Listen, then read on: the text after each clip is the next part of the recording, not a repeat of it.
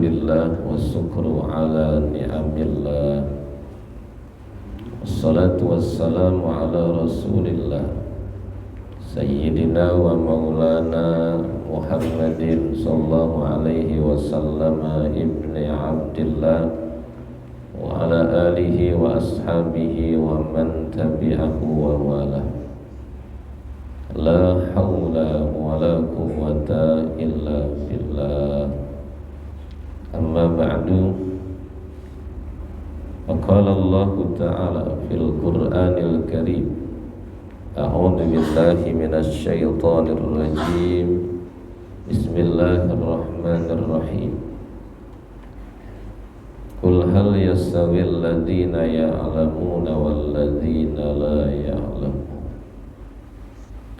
Wa qala an-nabiyyu sallallahu alaihi wasallam man salaka tariqan yaltamisu fihi ilma sahhalallahu lahu tariqan ilal jannah.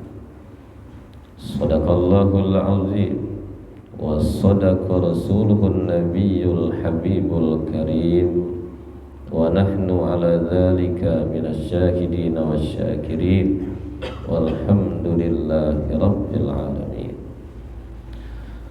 Segenap pengurus Masjid Jami Baitul Izzah, bil khusus Ketua DKM Pak Ustadz Kaswadi yang saya hormati, para hujjaj, para ustadz, bil khusus Ustadz Dani, Ustadz Budi yang saya hormati, para sesepuh, para tokoh masyarakat yang saya hormati, para jamaah, bapak, ibu yang saya muliakan. Kita sama-sama memanjatkan puji dan syukur kehadirat Allah Subhanahu wa Ta'ala yang senantiasa mencurahkan rahmatnya, melimpahkan nikmatnya, sehingga alhamdulillah pada pagi ini kita bisa hadir kembali, bertemu kembali, bermuajahah dan bersilaturahim kembali di tempat yang mulia ini guna melaksanakan perintah Allah Subhanahu wa Ta'ala. Alhamdulillah, baru saja kita bisa melaksanakan sholat subuh dengan berjamaah dan dilanjutkan dengan taklim. Mudah-mudahan ibadah yang kita kerjakan diterima oleh Allah Subhanahu wa Ta'ala dan mendapat pahala yang berlipat ganda. Dan juga mudah-mudahan melalui taklim ini, mudah-mudahan menjadi sebab dosa-dosa kita diampuni oleh Allah Subhanahu wa Ta'ala. Derajat kita ditinggikan oleh Allah, kebaikan kita terus ditambah oleh Allah Subhanahu wa Ta'ala, dan mudah-mudahan kita semua diberikan ilmu yang manfaat. Juga mudah-mudahan melalui silaturahim ini, mudah-mudahan Allah panjangkan umur kita semua dan sehat walafiat, sehingga terus bisa melaksanakan ibadah kepada Allah Subhanahu wa Ta'ala, dan mudah-mudahan Allah luaskan rezeki kita semua sebagai bekal ibadah kita kepada Allah Subhanahu wa Ta'ala. Amin ya rabbal alamin. Salawat dan salam mudah-mudahan Allah curahkan ke junjungan Nabi besar kita Muhammad sallallahu alaihi wasallam. Juga mudah-mudahan dilimpahkan kepada keluarga beliau, sahabat beliau, tabi'in, tabi'in, dan juga mudah-mudahan kepada kita sekalian. Amin ya rabbal alamin.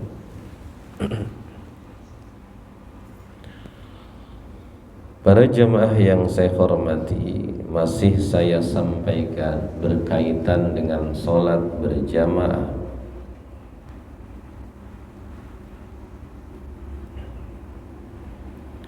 Wala yasihhu iktida'uhu bima ya'taqidu butlana sholati. Tidak sah sholat, tidak sah seseorang bermakmum kepada orang yang dia yakini sholatnya batal. Kita tidak boleh bermakmum kepada imam yang kita yakini sholat imam itu batal. Kalau kita terus ikuti padahal kita yakin imam sholatnya batal, kita ikut, kita batal kan? Jadi kalau misalnya kita bermakmum sama imam dan kita yakini imam itu batal sholatnya, maka wajib ketika itu juga memisahkan diri dari imam untuk menyelamatkan sholatnya. Itu artinya kalau ikut nggak boleh sama yang sudah rusak, sudah batal, itu nggak boleh diikuti. Misalnya, ini maaf saya cerita nih, dulu masih awal-awal nih, ngajar di sini. Saya ngajar di sini udah lama banget rasanya. Ya Pak, udah lama banget. Dari di atas itu, ingat nggak waktu kita sholat banyak cicak di atas? Dulu kan kalau nengok ke atas, cicak banyak amat di atas tuh, ya. Nah itu saya pernah sholat jadi makmum. Kemudian ada tai cicak jatuh di kaki imam. Tai cicak jatuh di kaki imam. Dengan geraknya imam, maka tai cicak itu acak-acakan, kena kakinya, kena sejadahnya, kena bajunya gitu. Pertanyaannya, itu sholat imam batal enggak? Sholat imam batal kan? Karena ada najisnya. Kalau saya yang tahu begitu imam ada najis di kakinya, saya yakini imam itu sholatnya batal. Saya wajib memisahkan diri, namanya mufarokoh. Walaupun kita nggak pindah dari tempat itu, nggak pindah, cuma hati saya niat misah dari imam. Itu namanya begitu. Jadi kalau gerakan silahkan, mau diakurkan, mau disamakan, mau disesuaikan dengan imam biar tidak ada fitnah. Tapi kita sudah tidak ikut, walaupun ada dalam barisan. Saya ikut, saya itu karena tahu maka saya bisa. Yang nggak tahu nggak ada masalah. Yang nggak tahu nggak ada masalah, kan nggak tahu, ya. Maka akhirnya setelah selesai imam saya kasih tahu sholat ulang lagi karena ada najisnya. Saya udah nggak ingat tahun berapa. Itu saya berikan contoh bahwa kita nggak boleh bermakmum kepada imam yang kita tahu, kita yakini imam sholatnya batal. Kalau saya ikut saja padahal kita yakini imam sholatnya batal, kita sholatnya menjadi batal karena ikut sama yang sudah batal. Maka nggak bisa kayak begini, orang sholat berada di satu tempat. Misalnya ada dua orang tuh, ada dua orang sholat di satu tempat yang dia nggak tahu arah kiblat mana. Dia dua orang nih, dia mau sholat di satu tempat yang dia nggak tahu arah kiblat mana. Kalau sekarang kan ada HP ya, sekarang mah ada kompas, kita tahu arah kiblat lewat kompas itu. Ini nggak tahu, nggak ada kompas, berarti kan nggak ada yang tahu. Maka akhirnya dua-duanya berijtihad. Berijtihad itu maksudnya berusaha menurut dia kiblat itu mana. Si A ini memutuskan menurut dia kiblat itu ke sana. Yang si B, salah, bukan, kiblat itu ke sana. Ya, ini dua enggak akur dalam kiblatnya. Dari hasil ijtihadnya beda. Yang satu kiblat tuh ke sini, yang satu lagi ke sini, beda lagi. Sedangkan kiblat itu syarat sahnya sholat. Syarat sah sholat itu mesti menghadap kiblat. Berarti nggak boleh sholat menghadap ke wetan, sholat menghadap ke utara, sholat menghadap selatan, nggak bisa kan? Nah, maka bagaimana nih untuk orang yang berbeda ini? Orang yang berbeda pendapat ini, kata yang satu kiblat sini, yang satu kiblat yang sini. Nah, ini nggak boleh dia sholat berjamaah, Pak. Nggak boleh dia sholat berjamaah. Kalau misalnya berjamaah, kata yang makmumnya, imam salah nih kiblatnya, padahal mah bukan ke sini, batal dia sholatnya, masa sholat ngadep sana. Kalau yang satunya lagi jadi imam, yang satunya juga pasti dia menganggap bahwa dia salah kiblatnya. Maka dalam kondisi seperti ini sholatnya harus masing-masing sesuai dengan hasil ijtihadnya. Udah sholat balap aja deh. Ya, sholat masing-masing, nggak boleh bermakmum yang satu dengan yang lainnya. Karena kalau dia bermakmum, pasti yang makmumnya akan menganggap bahwa sholat imamnya itu salah kiblatnya. Saya juga pernah sholat kiblatnya salah. Saya pernah silaturahim ke daerah Bogor, padahal mah nggak jauh, cuma di Bogor. Kita datang ke rumah kiai dengan beberapa orang, kalau nggak salah ada sekitar 4-5 orang. Begitu datang ke rumah kiai, kiainya lagi berada di ruang wiridnya. Jadi kalau lagi wirid nggak bisa diganggu tuh kiai itu. Jadi akhirnya kita sama santrinya itu dipersilahkan diem di tempat ini. Kalau nggak salah itu majelis ya. Itu begitu kita kan belum sholatlah di situ. Tidak ada arah kiblat dan nggak ada yang ngasih tahu kiblat itu mana.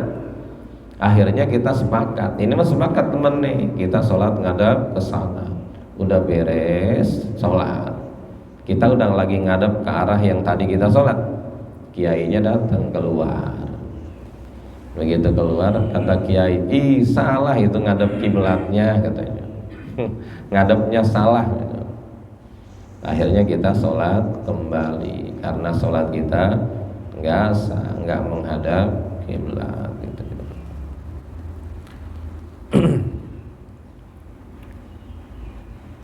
Wala qari'un bi ummiyin yukhillu biharfin minal fatihah, dan tidak sah bermakmum qari makmum kepada ummi, qari makmum kepada ummi, makmumnya qari, imamnya ummi. Di dalam sholat berjamaah ada istilah qari dan ummi. Apa itu qari? Qari adalah orang yang sudah beres bacaan Fatihahnya. Jadi baca Fatihahnya sudah rapi, bacaan Fatihahnya sudah baik. Kalau ummi adalah orang yang bacaan Fatihahnya masih rusak. Orang yang bacaannya itu masih rusak. Maka kalau misalnya orang yang bacaannya sudah bagus ikut kepada imam yang bacaannya rusak, itu si qori nggak sah sholatnya. Ya, nggak sah sholatnya. Sebab apa? Kenapa qori yang bacaannya sudah baik ikut kepada yang bacaannya masih rusak, batal sholatnya? Karena berarti setiap si imam baca, kata si makmum, bacaannya Ya, nyebut huruf begininya salah, ini rusak ini, kan begitu. Berarti itu sama, ya. Jadi nggak boleh orang yang bacaannya bagus ikut kepada orang yang bacaannya masih rusak. Kalau misalnya begini, ada orang datang ke masjid. Begitu datang ke masjid, ada orang lagi sholat sendirian, masih sholat dia tuh. Begitu dia datang, kan bagusnya mungkin agar dapat pahala berjamaah, yang baru datang ikut sama orang yang lagi sholat, biar dapat pahala berjamaah. Tapi yang baru datang ini tahu yang sholatnya ini bacaannya masih rusak, maka dia jangan berjamaah sama dia. Udah masing-masing aja sholatnya. Bukannya nggak ngerti dia berjamaah lebih baik, tapi kalau dia berjamaah malah sholat dia menjadi rusak. Ya, jadi berarti ketika itu dia sholat masing-masing saja.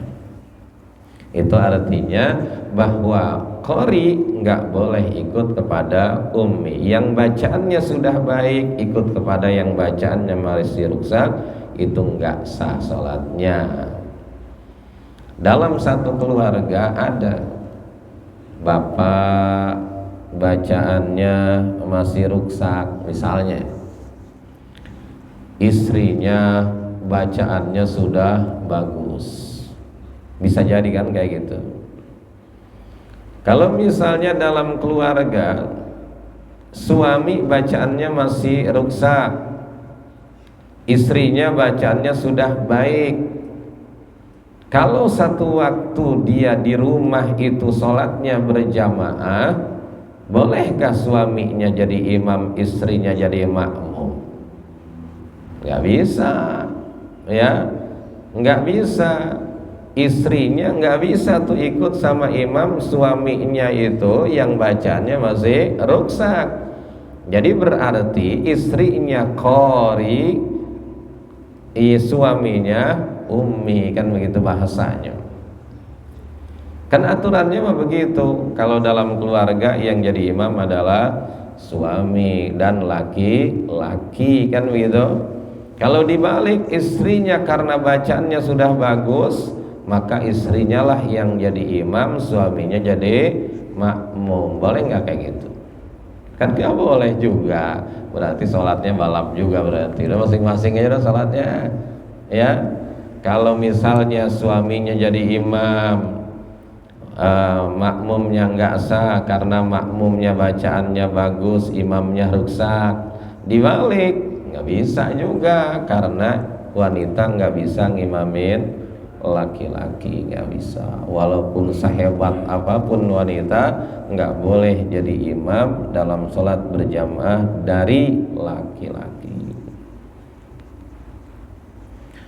Misalnya yang disebut ummi itu orang yang masih rusak dengan huruf yang ada dalam surat Al-Fatihah. Misalnya nyebut huruf haknya nggak bisa, dia bukan hak tapi ka. Alhamdulillah misalnya, kan berarti hak berubah menjadi ka, rusak toh. Kemudian misalnya huruf qaf, dia nggak bisa nyebut huruf qafnya, ya malah nyebut qafnya huruf kaf. Ihdinas siratal mustaqim, dia mustaqim, kan beda qaf dengan kaf, ya, dan banyak yang lainnya. Jadi memang Fatihah itu, makanya kalau ngaji di daerah Kulon, di Banten itu, yang namanya ngaji Quran, kalau mulai ngaji ya baca Fatihah dulu. Baca Fatihah, setiap ngaji Fatihah dibaca.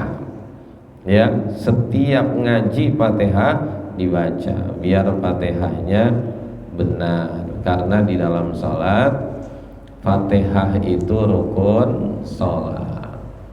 Apabila Fatihahnya rusak dan tidak sah Fatihahnya, maka berakibat sholatnya menjadi tidak sah. Kan begitu jadinya. Fatihah tidak sah, berarti sholat tidak sah. Padahal Fatihah doang. Fatihah mah satu huruf hilang, Fatihah mah satu tasdid hilang, Fatihah mah satu huruf tertukar dengan huruf yang lain, maka Fatihah menjadi tidak sah, maka sholat menjadi tidak sah. Dalam sholat itu yang wajib, bacaan yang wajib itu diantaranya surat Al-Fatihah. Bacaan wajib mah dalam sholat ada 5. Bacaan yang kita baca dan hukumnya wajib itu 5. Pertama, membaca takbiratul ihram. Itu mesti dibaca dan mesti benar. Ya, takbiratul ihram itu takbir pertama. Setiap kita sholat, takbir pertama namanya takbiratul ihram. Allahu Akbar. Nah, itu mesti dibaca, enggak boleh cuma di dalam hati. Ini yang suka terjadi. Orang sholat, takbir pertama, baik sholat wajib maupun sholat sunnah, itu rukun sholat. Enggak sah sholat tuh kalau takbir sama dia aja enggak kedenger. Allahu Akbar. Nah, itu minimal kedengaran sendiri. Kalau misalnya orang sholat takbirnya dia aja nggak denger, itu nggak sah sholatnya. Takbirnya gini, sepi, nggak kedengaran apa-apa, cuman ngangkat tangan doang, itu nggak sah Pak. Takbir itu minimal kedengeran kupingnya sendiri. Oke, tadi sampingnya aja nggak ngedenger ya, padahal deket banget. Yang kedua, baca surat Al-Fatihah. Tadi yang sudah saya jelaskan. Yang ketiga adalah membaca tasahud akhir. Itu juga bacaan wajib. Mana tasahud akhir? Tasahud yang setelah tasahud entarnya salam. Kalau tasahud yang kita dapat 2 rakaat sholat, dalam sholat yang 3 rakaat atau sholat 4 rakaat namanya tasahud awal. Kalau tasahud awal mas sunnah namanya sunnah ab'ad. Kalau tasahud akhir rukun sholat, padahal bentuk tasahudnya sama ya. Bentuk tasahudnya, bacaannya sama, tapi hukumnya berbeda.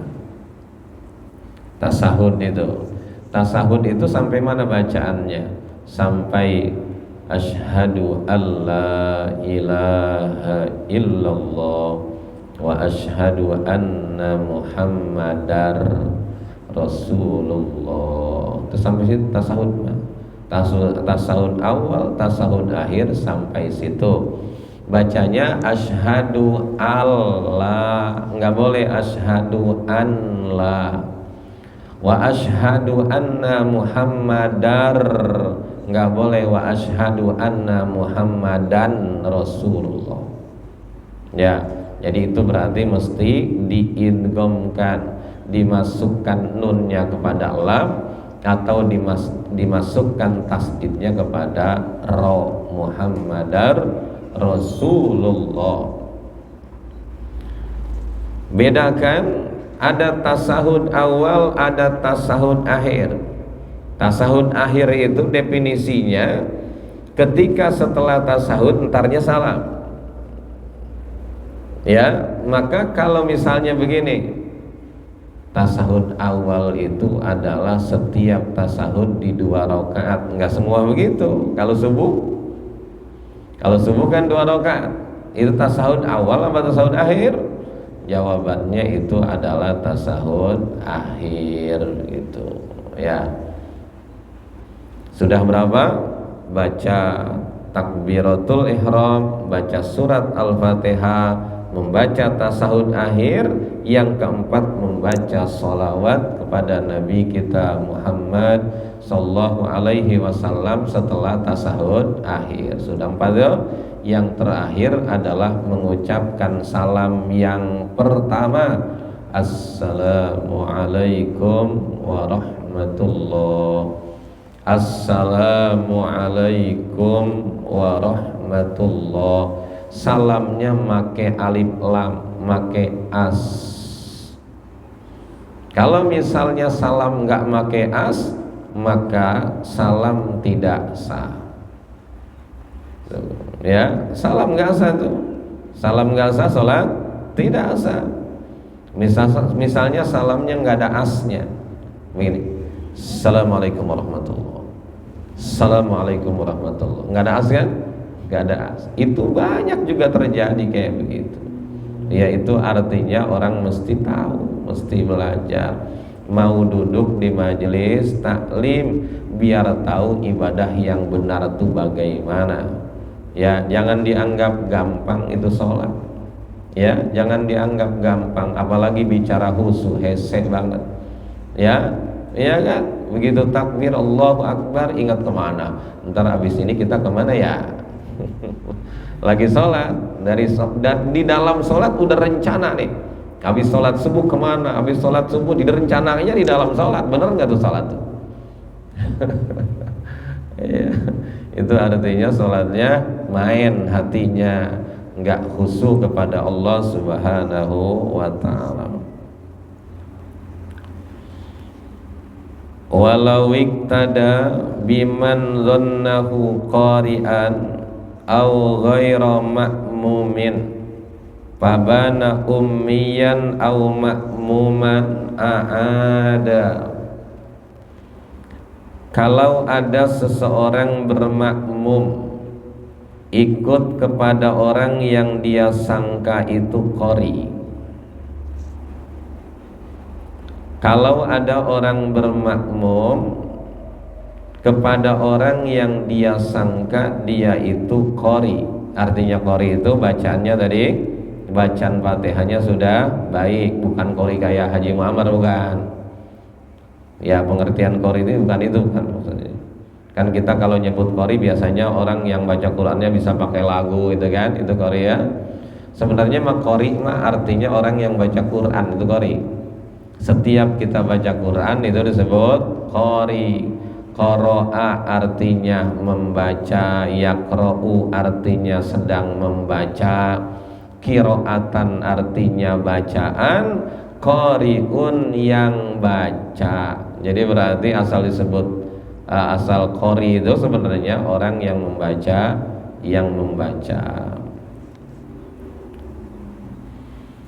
Tapi dalam istilah ini, dalam sholat berjamaah, qari adalah orang yang bacaannya sudah baik. Kalau ummi, orang yang bacaannya masih banyak salahnya. Itu begitu berarti.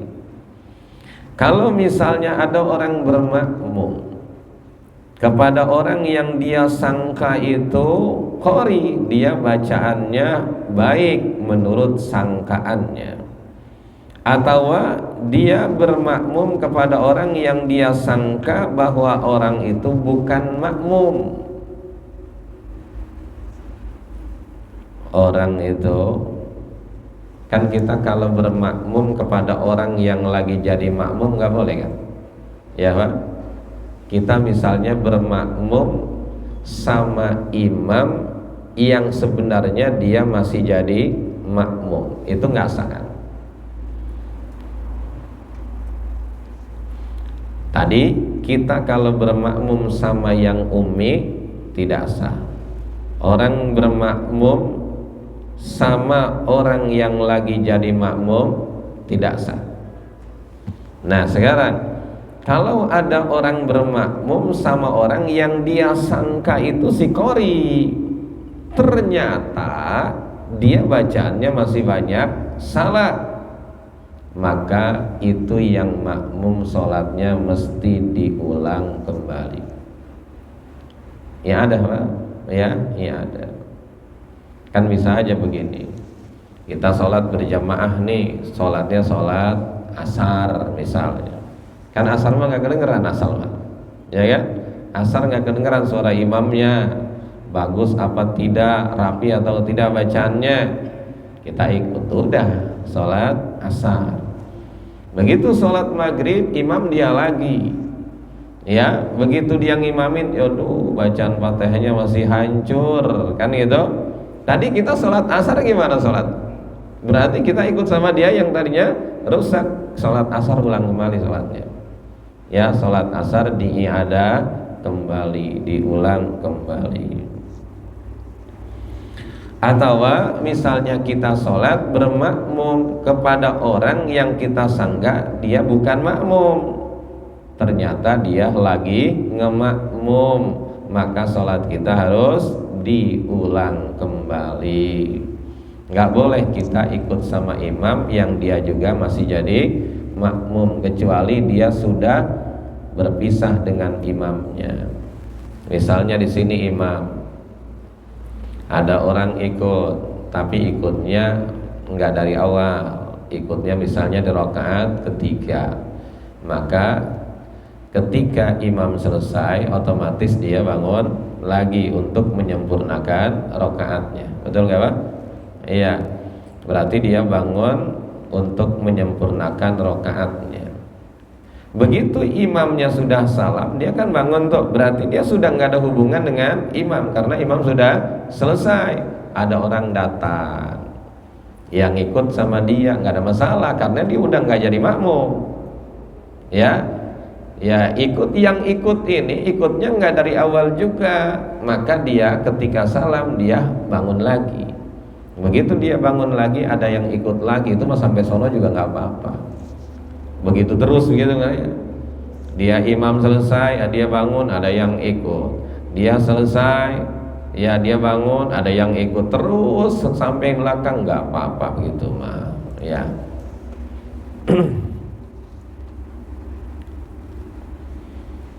Wa kadza biman jahilahu fil jahriyah la in bana dza hadazin aw najasatin khafiyatin alal ma'mum bihaitsu law ta'ammalaha lam yaroha. Bagaimana kalau kita ikut sama imam, kita menyangkanya dia itu nggak punya hadas, ternyata dia punya hadas. Kita ikut sama imam, kita sangka si imam tuh nggak ada najisnya di badan, ternyata ada. Misalnya itu mah sholat makmum nggak perlu diulang, kan hadas mah kelihatan, hadas mah ya. Kita misalnya nih ada, kita sholat berjamaah, imamnya lupa wudhu. Kalau orang nggak wudhu punya hadas. Orang kalau nggak wudhu berarti punya hadas kecil. Jadi ini berjamaah, imamnya nggak punya wudhu, kita ikut berjamaah, itu sholat kita sah. Yang jadi makmumnya nggak perlu diulang. Kalau misalnya makmumnya itu imamnya itu lupa, kan bisa jadi lupa. Nabi kita Muhammad sallallahu alaihi wasallam pernah lupa. Mungkin ini sebagai tasri ya. Tasri itu artinya membuat hukum. Kan kita ngikutin apa yang disampaikan, diatur oleh Nabi kita Muhammad sallallahu alaihi wasallam. Nabi musolat berjamaah subuh. Jamaah sudah baris semua, Nabi siap musolat. Nabi ingat belum mandi hadas besar. Orang kalau sholat masih punya hadas besar, sah apa tidak Pak?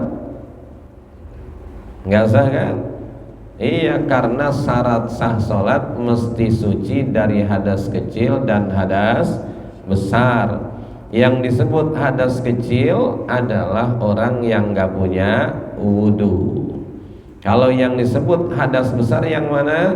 Hadas besar mah orang misalnya suami istri berhubungan belum mandi, itu namanya punya hadas besar. Atau wanita haid belum mandi, itu punya hadas besar. Wanita nipas belum mandi namanya punya hadas besar. Ya, kalau misalnya orang sholat itu mesti suci dari dua hadas itu, hadas kecil dan hadas besar. Maka tuh Nabi begitu ingat belum mandi, Nabi bilang ke jamaahnya, tunggu sebentar, Nabi mau mandi dulu. Untung mandinya nggak lama kali ya. Ya, Nabi mandi dulu. Setelah mandi balik lagi. Itu dari pala Nabi masih ada tetesan air bekas mandinya. Dalam riwayat hadis sampai kayak gitu. Ya, itu artinya bahwa sholat mesti suci daripada dua hadas, hadas kecil dan hadas besar. Kalau lupa, sholatnya mesti diulang kembali. Bisa orang lupa mah ya, bisa lupa. Kalau sengaja mah nggak boleh.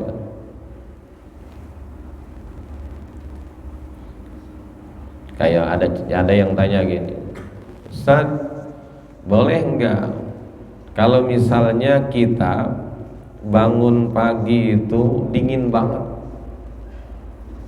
ya, tapi saya malam berhubungan suami istri. Dia bilang katanya saya sholat subuh dulu, mandinya ntar siang. Jadi dia bilang dia subuh dulu. Kalau subuh makan cuma wudhu kata dia kali, mandinya ntar dingin banget katanya. Atau nggak bisa karena sholatnya punya hadas besar, ya nggak bisa kan.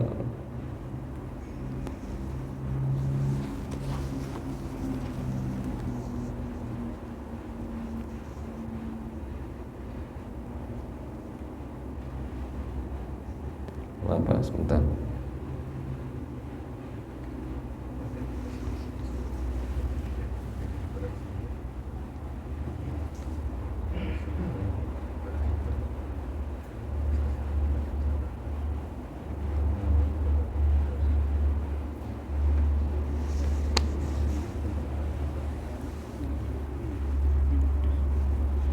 Para jamaah yang saya hormati,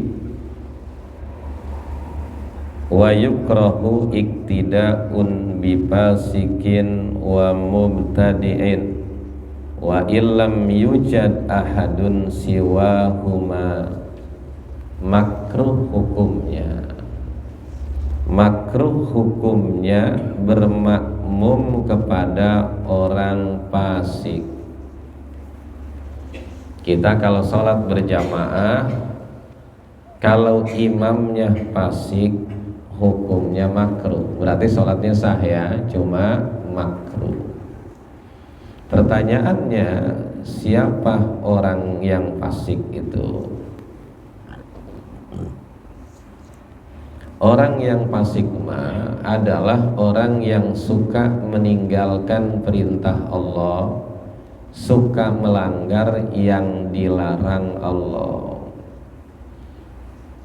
Perintah Allah suka dilalaikan, sholatnya juga beletang-beletong kalau ingat doa misalnya, atau larangan Allah diraja, suka mabok, suka judi misalnya begitu. Itu namanya orang fasik. Maka orang fasik makruh jadi imam. Berkaitan dengan fasik ini ada kaitannya dengan nikah itu. Kata Nabi, enggak sah nikah kecuali dengan ada wali dan dua orang saksi yang adil. Yang adil itu artinya yang bukan fasik. Adil itu lawannya fasik. Tidak sah nikah kecuali dengan ada wali dan dua orang saksi. Enggak sampai dua orang saksi kan? Yang adil. Ada yang adilnya itu, la nikaha illa biwaliyin wa syahidai adlin. Ada adlinnya. Enggak sah nikah kecuali dengan ada wali dan dua orang saksi yang adil. Berarti kalau yang adil bukan yang fasik.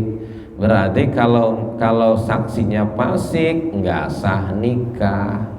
Maka berarti pernikahan itu saksinya harus nyari, harus milih gitu ya, harus milih, jangan asal orang.